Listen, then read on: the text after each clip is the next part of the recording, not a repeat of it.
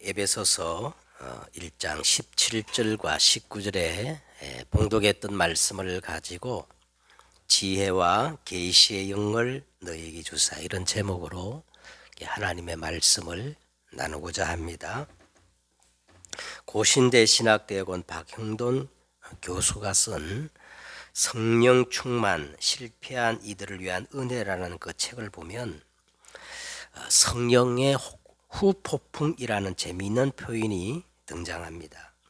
저자가 군대에서 경험했던 무기의 일종 같은데요.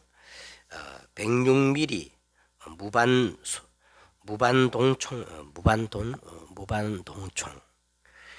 무반동총이라는 그런 포가 있는데, 이름 그대로 포를 발사할 때 이 반동이 없다는 거예요.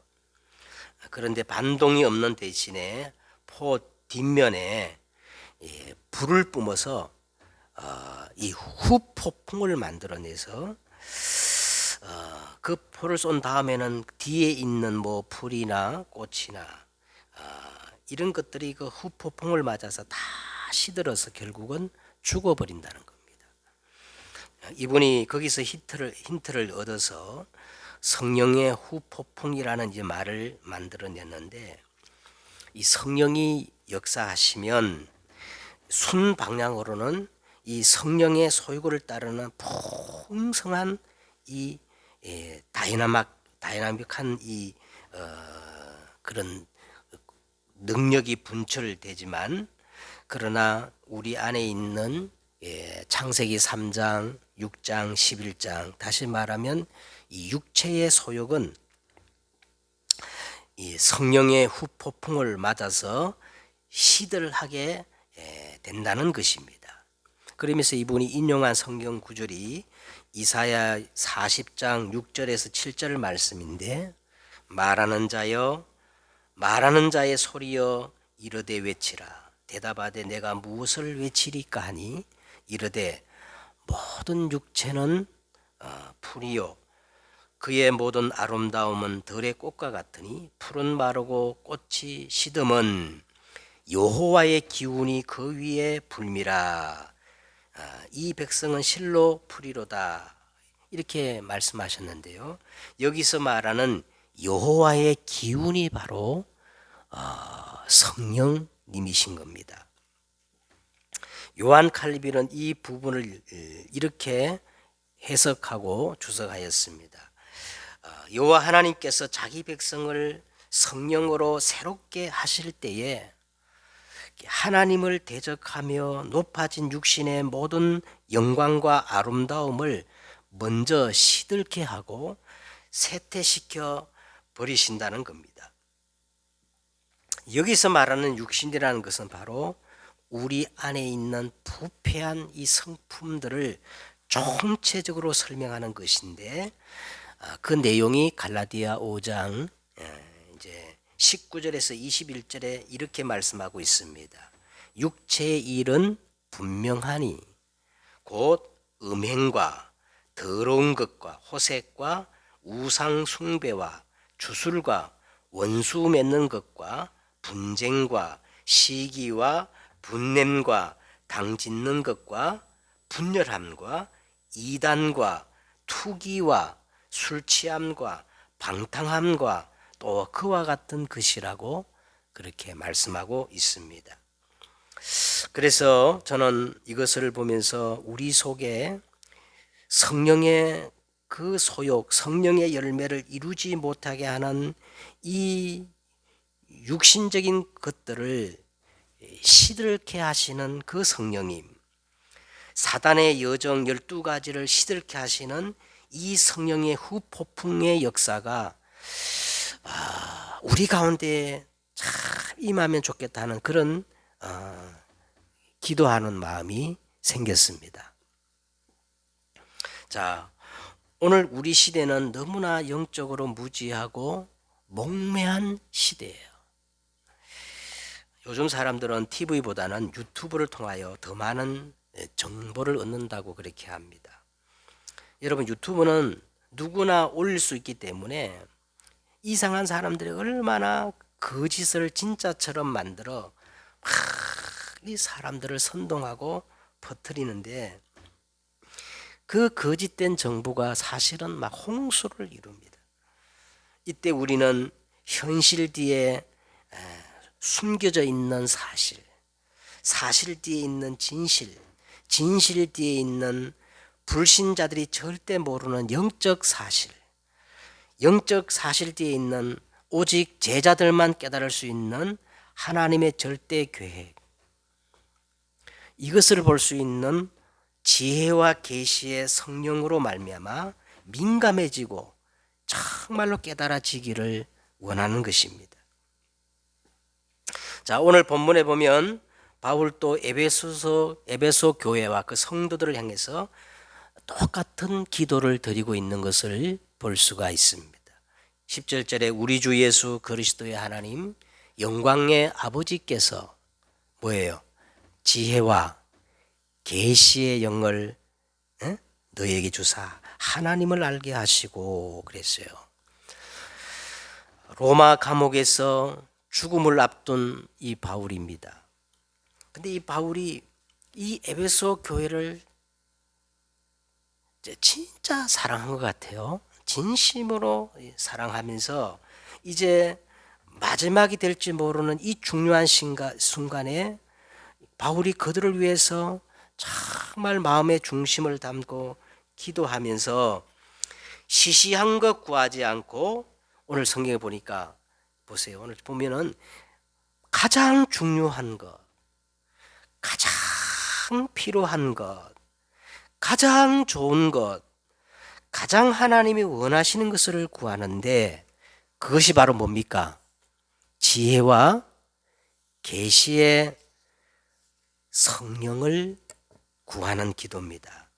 오늘 성령을 구하면서 성령이 주시는 그 무엇에 관심을 가지고 구하는 것이 아니라 성령님 그 자체를 구하는 기도를 하고 있다는 것을 우리는 주목해야 하는 겁니다. 여러분, 이것이 우리가 지금 계속 말하고 있는 24 기도예요. 24 기도. 그래서 바울은 무시로 성령 안에서, 무시로 어디 안에서요? 무시로 성령 안에서 24 기도하라고 그렇게 말하고 있는 겁니다. 자, 그런데 우리가 여기서 바울이 성령을 구하는 그 기도를 드리면서 성령을 묘사하기를 두 가지로 묘사했어요. 첫째는 지혜, 두 번째는 뭐예요? 계시의 영이라고 이렇게 묘사를 하고 있는데, 그 의미가 도대체 뭘까요? 먼저 계시라는 것은 이 눈에 안 보이는 영이신 하나님께서 우리에게 알려주시는 지식을 말하는 것인데, 심리학이 여러분 어려운 것은 인간이 인간을 파악할 때도 그 사람이 마음을 열어주는 데까지만 파악할 수 있지, 그 이상은 파악을 못한다는 거예요. 아무리 심리학이 발달되어도. 하물며 허물과 죄로 죽어버린 부패한 우리 인간이 거룩하시고 완전하신 그 하나님을 알아간다는 그 자체가 사실은 불가능하고 말이 안 되는 것입니다. 어느 청년이 전도하는 목사님께 와서 이렇게 말했다고 그래요. 목사님, 하나님이 진짜 살아계시면 하나님 한번 보여주세요. 그럼 내가 믿겠습니다. 이때 그 목사님이 이렇게 대답했다고 그럽니다. 하나님이 창조하신 저 작은 태양을 네가 10분만 쳐다볼 수 있다면 그때 내가 하나님을 내게 보여주겠다. 여러분, 요즘 미국에서 국가적으로 공식 이 UFO를 인정하고 조사를 하고 있다는데요. 이 미확인 비행 물체는 우리 인간이 지금 가지고 있는 3차원의 그 물리학으로는 도저히 설명할 수 없다는 겁니다. 여러분, 이 광대하고 광활한 이 어마어마한 우주, 이 우주, 우리가 보는 그 빛이 지구에 오려면 뭐 몇백 광년, 몇억 광년이 걸린다 하지 않습니까? 이 어마어마한 이 광활하고 강막한 이 우주를 인간이 가지고 있는 이 3차원의 물리학으로는 도저히 설명이 불가능하다는 거예요. IQ 200도 안 되는 그 인간이, 제한된 인간이 명철이 한이 없으신 4차원, 아니 5차원 그 이상의 하나님을 우리 인간이 어떻게 이해할 수가 있겠습니까? 하나님을 이해한다는 것은 다 이해한다는, 사실 인간의 교만입니다. 하나님이 보여주시는 것까지만 볼 수 있는 것이 하나님의 계시의 속성이에요. 그렇죠? 하나님이 보여준 만큼만 우리는 알 수가 있는. 그래서 여러분, 성경이 서면 서고 성경이 가라 하면 가고 그 이상의 것을 우리는요 알 필요도 없어요. 왜? 어차피 우리 인간은 유한한 존재고 그렇잖아요. 자, 그 다음에는 지혜라는 게 뭐예요?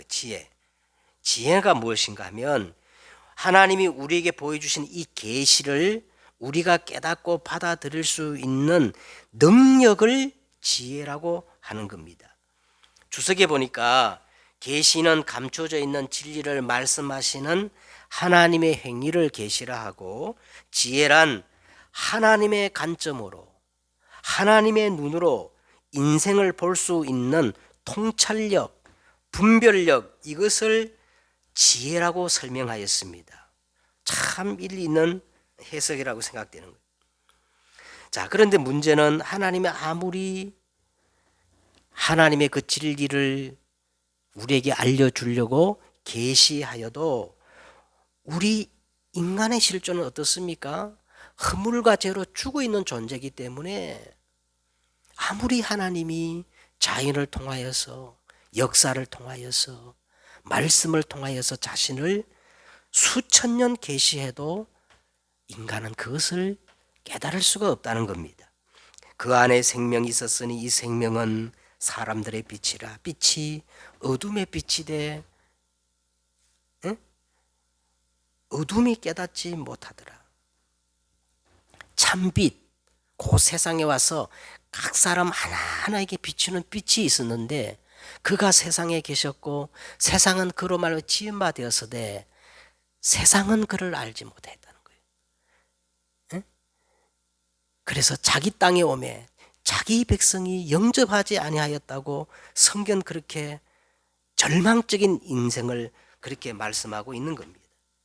하나님이 수천 년 동안 말씀으로, 자연으로, 역사로 끊임없이 자기를 계시하셨지만은 이제는 그 실체가 왔는데도 불구하고 도무지 깨달지 못하는 거예요.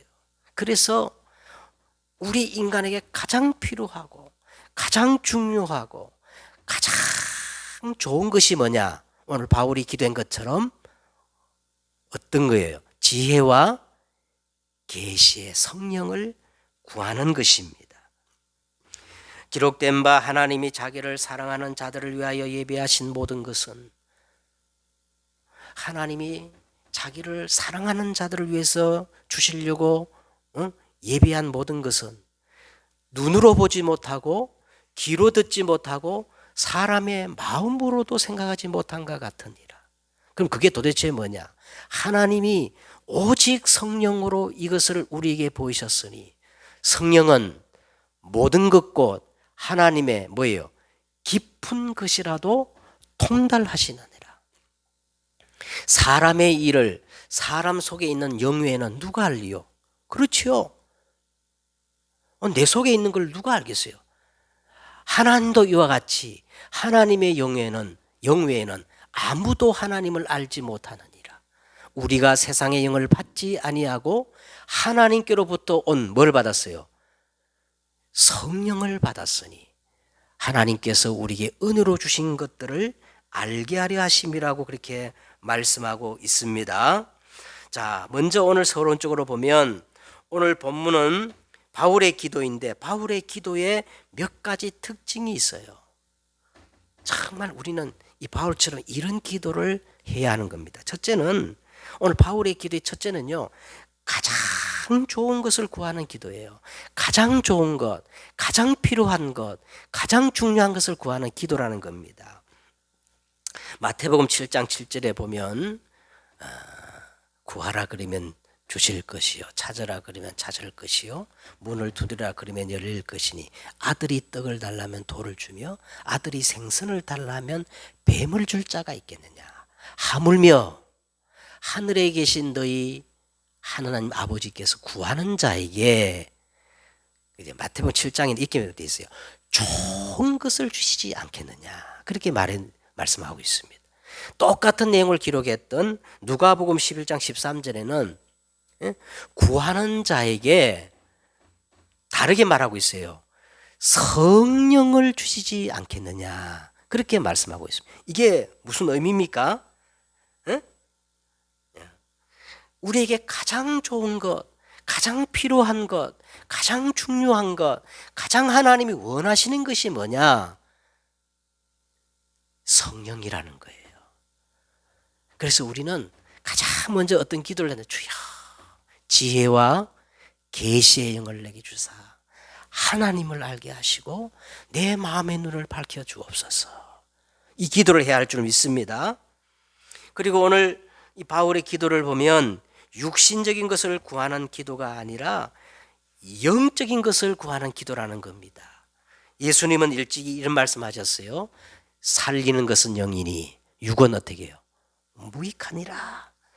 오늘 보세요. 오늘 바울의 기도는 뭡니까?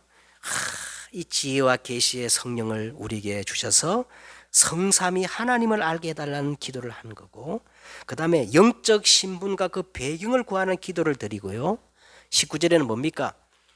영적 권세와 그 배경을 누리는 기도를 하고 있다는 겁니다. 육신적인 기도가 아니라 무슨 기도를 하고 있다는 거예요? 영적인 기도를 하고 있다는 거예요. 그 다음에 오늘 바울은 그 나라와 그의 의를 구하는 기도를 하고 있는 겁니다. 다시 말하면 내 생각이 아닌 하나님의 생각, 이 말씀을 깨닫게 해달라는 기도, 내 소원 성취가 아닌 하나님의 뜻, 하늘에서 이루어진 그 하나님의 뜻을 이 땅에 이루어지게 해달라는 기도, 나의 것이 아닌 하나님의 것, 하나님의 영광을 구하는 기도를 하고 있다는 거예요. 그래서 여러분, 이 기도에는 이 5단계가 있어요. 5단계. 첫째 단계가 뭐냐면 우리의 모든 생각, 마음의 것들이 전부 뇌에 각인되고 이 뇌에 각인된 것이 그대로 영혼 속으로 파고들어서 이 영혼은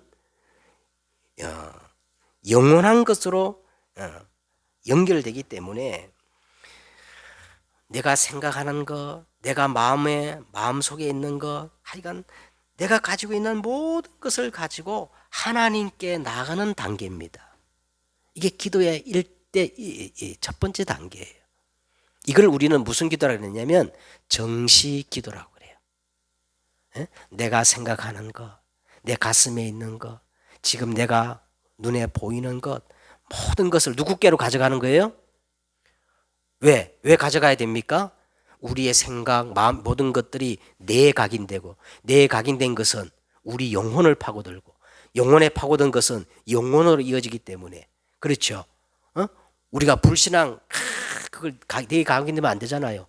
이 모든 것들을 하나님께 가져가는 이 기도의 1단계가 필요해요. 그래서 두 번째 단계는 뭐냐면 이제 우리가 하나님과 다 가져가야 정식기도 회복되면요, 어떤 단계가 오느냐, 이제는 모든 것이 이제 필요 없어지는 단계. 다시 말하면 기도 제목이 없어지면서 그 나라와 그 의를 구하는 성삼위 하나님께 집중하는 집중 기도가 이제 그 다음 단계로 오게 되는 겁니다. 자, 그렇게 되면 이제 세 번째 단계가 뭐냐, 이때부터 하나님의 말씀이 살아있고 활력이 있어 좌우의 날선 어떤 검보다 예리하여 혼과 영과 관절과 골수까지 찔러 쪼개기까지 하며 내 생각과 마음까지도 판단해지는 이런 말씀이 살아 역사하면서 이제는 기도 제목이 발견되어지고 하나님으로부터 미션이 주어지는 겁니다. 이 단계가 오는 거예요. 자, 그 다음에 네 번째 단계는 이제는 이것을 가지고 24시 하나님의 언약을 붙잡는 현장 무시 기도가 되어지는 겁니다. 24. 다섯 번째 단계는 이때부터는 이제 가는 곳마다 25 영원 하나님의 나라가 임하는 기도의 완성이 되어지는 거예요.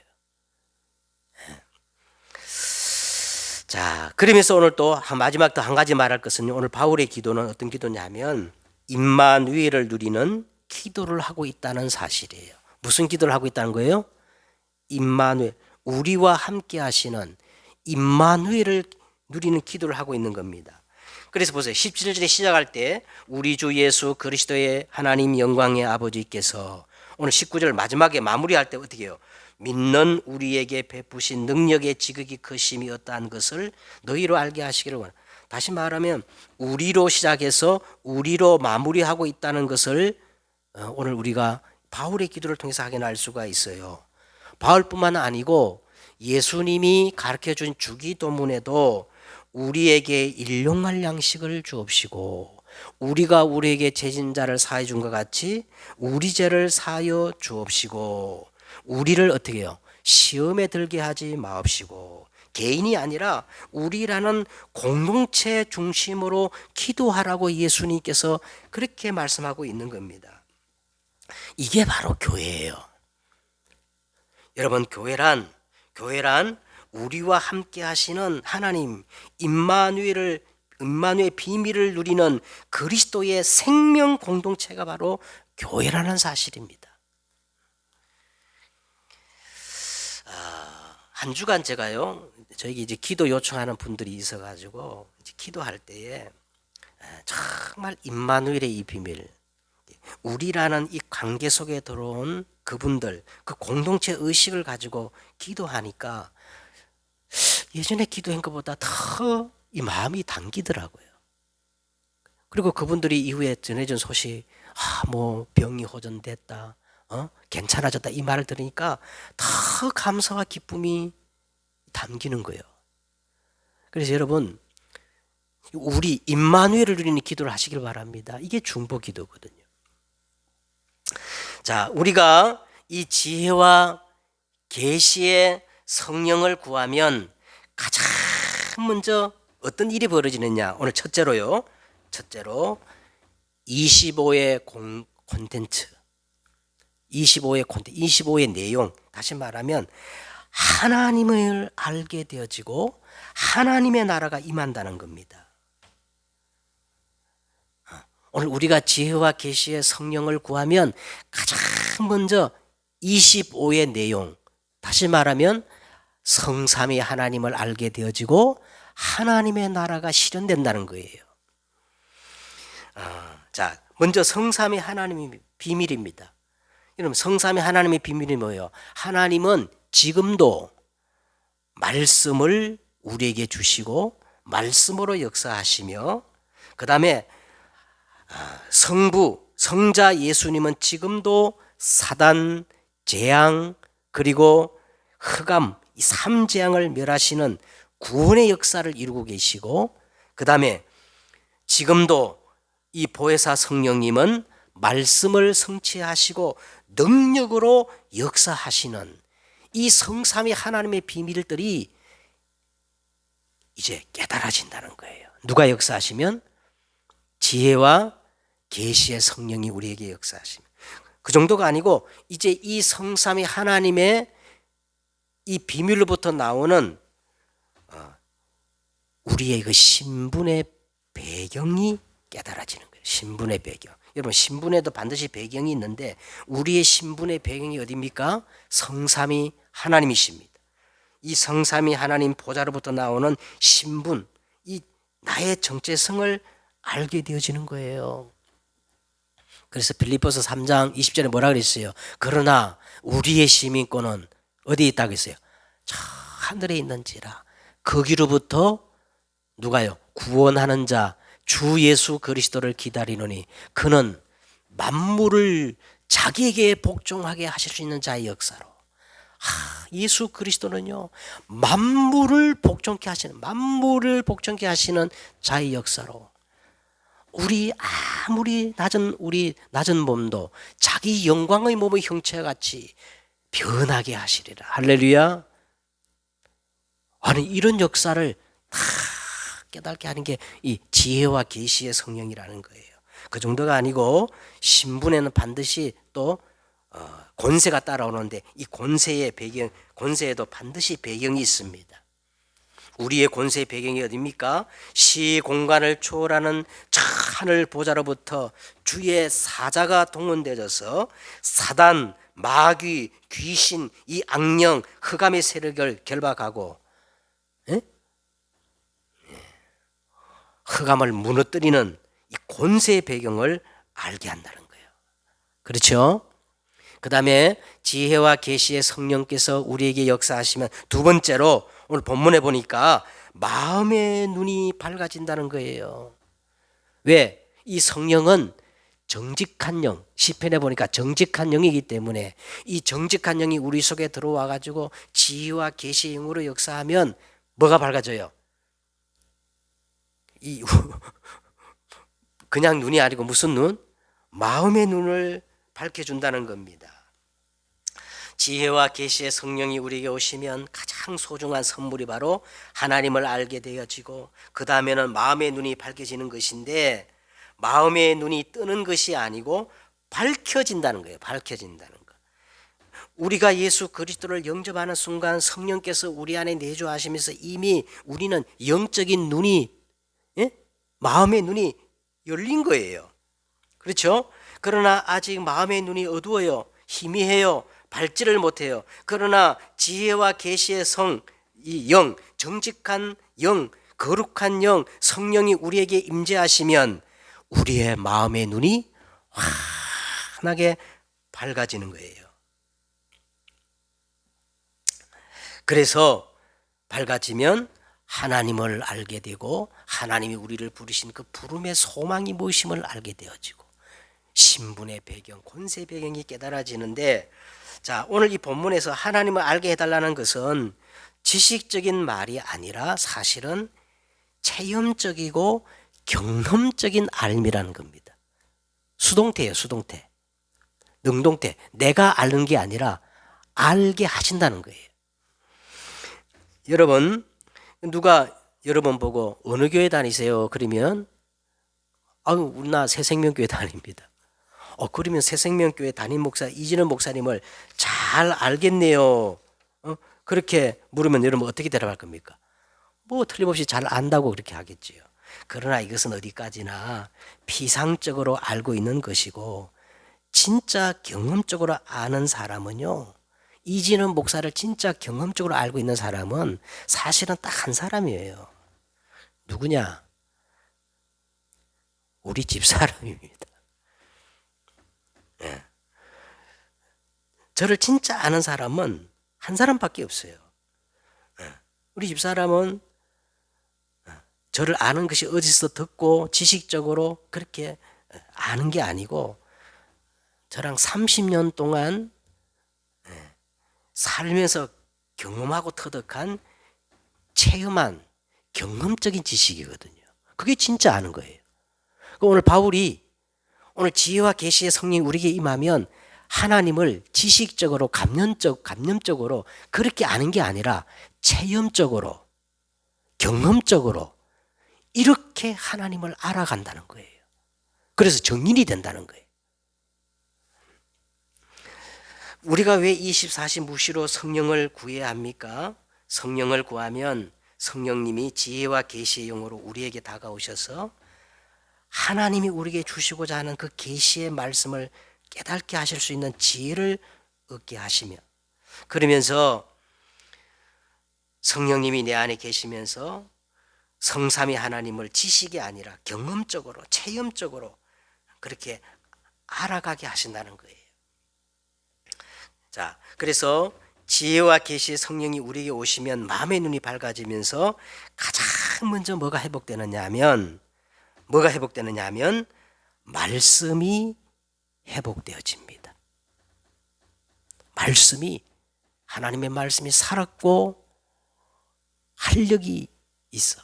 좌우의 날선 어떤 검보다 예리하여 영과 혼과 영과 관절과 골수까지 찔러 쪼개기까지 하며 우리의 마음의 생각과 마음의 생각과 뜻까지 판단하시면서 지은 것이 다 하나님 앞에 드러나게 돼 있어요. 감출 수가 없어요. 이런 말씀이 회복돼야 된다는 거예요. 말씀이 성령이 오시면 성령은 진리의 영이기 때문에 이렇게 말씀이 회복되어지는 겁니다. 그래서 이 예배 시간에 말이지요, 기록된 이 로고스 하나님의 말씀이 예배를 통해서 캐리그마 살아있는 하나님의 말씀으로 바뀌면서 우리에게 뭐로 다가와요?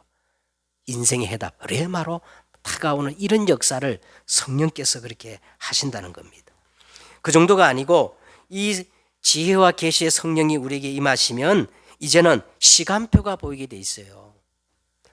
사도행전 2장 1절과 40절에 보니까 그 현장, 그 장소, 그 시간표가 보이면서 오순절 날이 이미 이르매 그때에 이 날에 날마다 이 정확한 하나님의 시간표가 다 보이게 그걸 알게 하신다는 거예요. 그리고요, 여기서 끝나는 게 아니고 반드시 성령이 역사하면, 성경에는 반드시 성령이 역사하면 미래를 말씀하고 있어요. 점치는 게 아니고 이 성령이 역사하면 딱 정확히 미래가 이렇게 보여져요. 그래서 요엘서 2장 28절 그리고 사도행전 2장 18절에 보니까 내가 내 영을 모든 육체에 부어주리니 너희의 자녀들이 미래에 대해서 어떻게 해요? 예언할 것이요 너희의 젊은이가 환상을 보고 너희 젊은이들이 너희 늙은이가 어떻게 해요? 늙은이가 꿈을 꾼대요. 뭐가 임하면. 그래서 오늘 더 기도해야 되겠어요. 제가 이제 60대 바라보는데 자, 새로운 시작이다. 꿈을 꿔야 되지 않겠습니까? 그 다음에요, 이 성령이 임하면 이게 미래가 보이기 때문에 이 미리 보이고 미리 갖고 미리 누리게 되어지고 미리 정복하게 되고 미리 성취되는 겁니다. 이게 CVDIP 아니겠어요? 이 언약의 여정을 가도록 성령께서 우리를 그렇게 인도하신다는 거예요. 자, 그래서 오늘 우리가 성령과 성령의 이 지혜와 계시의 성령을 구해야 할 줄 믿습니다. 자, 그러면 세 번째로 자, 이 지혜와 계시의 성령께서 이렇게 언약의 여정을 가게 하면서 이제 열매를 맺게 하시는 거예요. 성령의 열매. 갈라디아서 5장 22절에 보니까 이 성령의 열매가 맺어지는데 첫째는요, 하나님에 대한 열매가 맺어지는 거예요. 그리고 두 번째는 뭐예요? 사람에 대한 열매가 맺어요. 세 번째는 내 자신에 대한 열매가 이렇게 맺어지는데, 여러분 하나님에 대한 열매가 뭡니까? 하나님에 대한 열매, 복음이 높아지면 높아질수록 거기에 비례해서 우리가요 사랑하는 마음이 생기는 거예요. 어디까지나 원수를 넘어서 영혼을 사랑하는 그런 마음이 생긴다는 거예요. 복음의 높이가 뭡니까? 사랑입니다. 그러면서 이 복음을 누리면 누릴수록, 이 복음이 넓어지면 넓어질수록 우리에게 감사가 생기고 기쁨, 희락이 생긴다는 거예요. 이게 성령의 열매입니다. 그리고 이 복음이 깊어지면 깊어질수록 뭐예요? 내가 먼저 화평, 그리고 주의와 평화가 이렇게 한복함이 생긴다는 거예요. 이게 성령의 열매예요. 그리고 이 복음을 가지고 위에 있는 사람을 바라보면 오래 참게 되어지고, 이 복음을 가지고 내 아래에 있는 사람을 보면 한없는 자비, 적은지심, 이 자비가 생기고, 이 복음을 가지고 내 주위를 다 보면 나의 달란트를 가지고 저들을 다 살릴 수 있는 양선이 다 맺어진다는 거예요. 그러면서 이제 이 복음이 나에 대한 열매를 맺게 하는데 내 과거를 딱 생각하면 모든 것들이 발판이요. 그래서 하나님에 대한 충성, 일심전이 충성이 생기는 거. 그 다음에 이 복음을 가지고 내 현재를 바라보면요, 그렇구나. 지혜와 계시의 성령을 저에게 주셔서 성령의 인도를 잘 받을 수 있는 온유함을 내게 주옵소서. 이 온유가 생기는. 그리고 이 복음을 가지고 내 미래를 바라보면요, 절제할 수가 있다는 거예요. 내 육신의 소욕, 지금 내가 하고 싶은 거 절제하면서 미래를 향해 언약의 여정을 가게 한다는 겁니다. 자, 이제 결론을 맺겠습니다. 24 지혜와 계시의 성령을 구하면서 이런 24 이 성령을 인정하시기를 바랍니다. 우리의 마음에는요, 두 가지가 존재해요.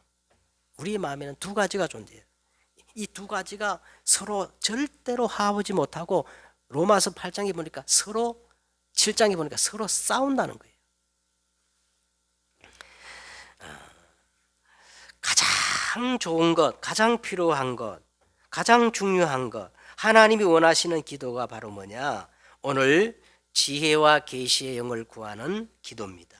성령이 역사하시면 성령의 역사가 일어나는데 그 이전에 성령의 역사, 성령의 열매가 맺기 전에 그 이전에 오늘 제가 서론에서 말한 것처럼 성령의 후폭풍이 우리에게 먼저 오는 거예요. 에? 우리 성령의 소욕을 이루지 못하게 하는 육신의 소욕을 시들게 만드는 뭐가 임한다고요? 성령의 후폭풍이 올 때 여러분 그때 착각하면 안 돼요. 마음의 눈을 밝혀가지고 이건 성령의 후폭풍이구나. 에? 성령의 역사를 이루게 한 성령의 후폭풍. 이거는 문제가 아니다. 이거는 실패가 아니다. 이거는 누구누구 때문이 아니다. 이때 뭐라고 생각해야 돼요? 성령의 후폭풍이 지금 일어나고 있다. 그래서 여러분 이사야 6장 13절 보세요. 그 중에 10분의 1이 아직 남아있을지라도 이것도 황폐될 것이나 밤나무와 상수리나무가 배임을 당하여도 그 그루터기는 남아있는 것 같이 거룩한 씨가 이 땅에 그루터기니라. 그 중에 10분의 1이 아직 남아있을지라도 이것도 황폐하게 될 것이라는 거예요. 왜? 성령의 후폭풍을 맞아가지고. 그래서 밤나무와 상수리나무가 뱀을 당하여도 염려하지 말아라. 뭐가 남아있어요?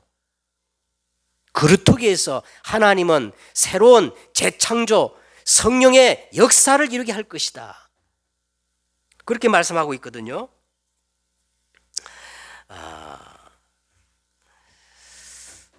여기서 이 재창조를 위한 진정한 렘넌트 운동이 일어나는 겁니다. 렘넌트 운동이 일어나요. 첫째, 렘넌트 운동이 뭐예요? 거루터기 운동이잖아요. 거루터기 운동. 그 중에 10분의 1이 아직 남아있을지라도 이것도 황폐하게 될 것이나 거루터기는 없어지지 않고 남아있습니다. 이걸 보고 남은 자라 그래. 남은 자. 복음 회복이에요.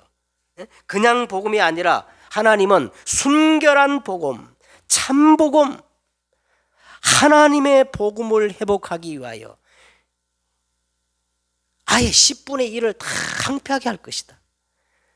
그 10분의 1 가운데도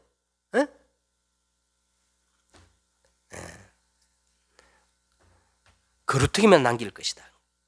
복음 회복입니다. 자, 그 거루터기에서 뭐가 자랍니까? 거루터기에서 새순이 자라서 이제 거기서 거룩한 시 새순이 돋아납니다. 이걸 보고 우리는 남는 자라 그래요. 남는 자. 뭡니까? 능력 회복입니다. 능력. 여러분 제가 요새 막 이 식물에 대해서 관심이 있어서 이거 자세히 살펴보는데요. 봄에 여러분 이 생명이 약동할 때는요. 아무도 막을 수가 없어요. 걷잡을 수가 없습니다. 자, 이 새순이 자라서 이제는 건강한 나무가 되고 뭐를 맺어요? 열매를 맺어요. 문화 회복입니다. 지금 이제 한창 이제 여름에 여름꽃 보면 이 식물들이 열매를 맺는데 제가 그 이쁜 꽃씨를 받으려고 그 씨앗을 한번 터뜨리잖아요. 야, 그 꽃 한 송이에 그 뭐 30배, 60배, 100배 이상이 이게 문화 회복이거든. 이 열매가 확산되어서 온 땅에 거룩한 주님의 숲, 하나님의 나라가 되는 거예요. 이걸 보고 남길 자, 후대 회복이에요. 후대 회복. 이게 성령이 하시는 역사라는 거예요. 그러기 위해서 하나님은 이 순결한 렘넌트 운동이 일어나기 위해서 먼저 성령의 뭐를 일으켜요? 후폭풍을 일으켜가지고 이 성령의 소욕을 따라가지 못하게만 내 안에 있는 이 육신의 소욕을 시들게 만드는. 그때 우리는 오해하면 안 돼. 네. 순결한 복음을 회복하시는 하나님의 역사구나. 자, 이제 한 가지 예화를 가지고 오늘 말씀을 맺도록 하겠습니다. 저는 이제 이런 예화를 들은 적이 있어요. 한 늙은 인디안 추장이 그 어린 손자에게 이렇게 말했다고 그럽니다. 얘야, 우리 모두의 마음속에는 두 가지 늑대가 존재하고 이 두 가지 늑대가 서로 싸우고 있다는 거예요. 한 마리 늑대는 아주 악한 늑대로 이놈이 가지고 있는 것은 신경질, 화, 질투, 슬픔, 후회, 탐욕, 거만, 자기동정, 죄의식, 회한, 열등감, 거짓, 자만심, 우월감, 그리고 이기심이란다. 또 한 마리 늑대는 아주 좋은 늑대인데 이 늑대가 가지고 있는 것은 기쁨, 평안, 사랑, 소망, 인내심, 평온함, 겸손, 친절, 동정심, 아량, 진실, 그리고 믿음이란다. 그러면서 이 주장이 손자에게 물었대요. 이 둘 중에 서로 싸우면 어떤 놈이 이기겠느냐 물었더니 이 손자가 뭐라 그러겠어요? 자기가 생각해 보니까 자기 속에는 늘 나쁜 늑대가 이기는 것 같다고. 그때 이 주장이 이렇게 말했어요. 아니다.